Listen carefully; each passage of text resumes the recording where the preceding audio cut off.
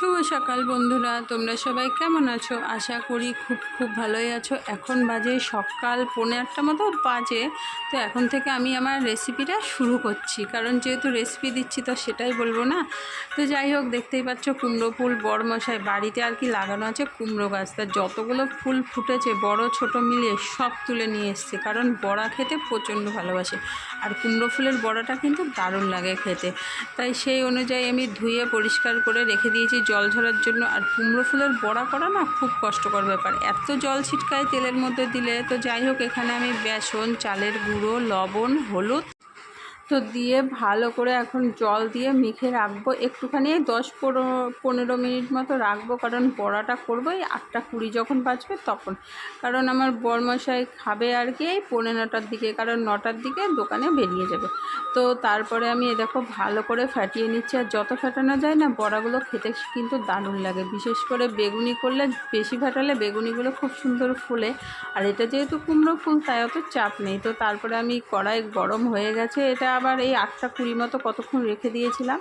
তারপরে 8:20 মতো বাজে, এখন আমি বড়াগুলো করে নিচ্ছি। আর এখন সব করব না, অল্প দুটো করব, কারণ ওর যেহেতু, আর আমরা তো ভাত খাবো সেই 10টার দিকে, তা আমরা যখন খাবো তখন আবার করে নেওয়া যাবে।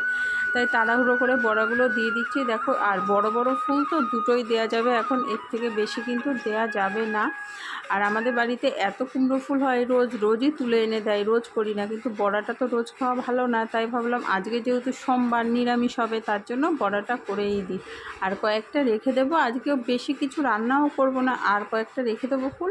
বড়াটা আর কি দুপুরবেলা করে নেবো। বড়াটা হলে আর সাথে কিন্তু ডাল থাকলে আর কিছুই লাগবে না, সকাল বলো আর দুপুর বলো। তো যাই হোক, এখানে আমার বড়াটা ভাজা কমপ্লিট হয়ে গেছে। আর একদম কম আর কি গ্যাসটা কমিয়ে দিয়ে ভাজছি, যাতে বড়াটা মুচমুচে হয়। তো তারপর এদিকে বড়া করে এদিকে কষিয়ে দিয়েছি মটর ডাল। আজকে আর আমটা দিইনি, মটর ডালেও কিন্তু আম দিলে দারুণ লাগে খেতে, তাই আমটা দিলাম না। কারণ কদিন ধরে এত টক ডাল খাওয়া হচ্ছে, তাই আজকে আর টক ডালটা করলাম না, বেশি করেই করে নিলাম, যাতে সকালেও খেতে পারি আবার দুপুরেও খেতে পারি। তো তারপরে এখানে পুঁই শাক আছে, কিন্তু দেখো একটাও পাতা নেই আর কি, পুঁই ডাঁটা তো কদিন ধরেই ফ্রিজে ছিল। তো এখানে বেশি করে সবজি দিয়ে ভাবছি একটা 5 মিশালি আর কি তরকারি করে নিই, নিরামিষ দারুণ লাগে। পুঁই শাকের পাতা না থাকলে কী হবে, ডাঁটা দিয়েই যথেষ্ট। তো এখানে আমি ফোড়নে তেজপাতা আর 5 ফোড়ন দিয়ে দিয়েছি, কড়াইটা গরমও হয়ে গেছে। তারপরে আমি যে সবজিটা কেটে রেখেছিলাম দিয়ে দিলাম। আর বন্ধুরা, যেখান থেকে আমার ব্লগটা দেখো না কেন, কাছে দূরে, তোমাদের সবাইকে অসংখ্য ধন্যবাদ। যারা আমাকে সাপোর্ট করছো তাদেরকে অনেক ভালোবাসা। আর যারা নতুন বন্ধু হয়ে এসেছো তারা দয়া করে চলে যেও না, পাশে থেকো, আমি অবশ্যই তোমাদের পাশে থাকবো। তো কথা বলতে বলতে আমার পুঁই শাক আর কি একদম রেডি হয়ে গেছে। পুঁই ডাঁটার 5 মিশালির তরকারি খেতে কিন্তু দারুণ হয়েছিল। আর একদম কচি কুমড়ো, তো কুমড়োটা দিয়েছি একদম গলে গেছে। দেখো কুমড়ো কিন্তু একটু দেখা যাচ্ছে না। আলু দিয়েছি, মিষ্টি আলু সব আর কি, ঘরে যা যা সবজি ছিল সব দিয়ে দিয়েছি।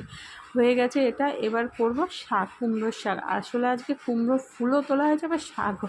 তো যাই হোক, এটাই ছিল আজকে আমাদের রেসিপি। আর দুপুরবেলা আবার দেখা যাক বড়া করি, পাঁপড় ভাজা করি, সে যে একটা করে নেব, সেটা তোমাদের সাথে শেয়ার করা হয়নি। তো বন্ধুরা, যদি কিছু ভুল বলে থাকি ক্ষমা করে দিও। আর তাড়াহুড়ো করে না কথা বলতে বলতে অনেক কিছু ভুল হয়ে যায়, কিছু মনে করো না। যদি ভালো লাগে অবশ্যই তোমরা পাশে থেকো, আমি অবশ্যই তোমাদেরকে সাপোর্ট করব। তো আজকের মতো এ পর্যন্তই। সবাই ভালো থেকো, সুস্থ থেকো, আর একটু সাপোর্ট করো। তো আর ব্লগটা দেখলে পুরোটা দেখো, লাইক করো, সাবস্ক্রাইব করো, কেউ বেরিয়ে যেও না। সবাই ভালো থেকো, সুস্থ থেকো, টাটা। আবার পরের নতুন একটা রেসিপির সাথে দেখা হচ্ছে। সবাই ভালো থেকো।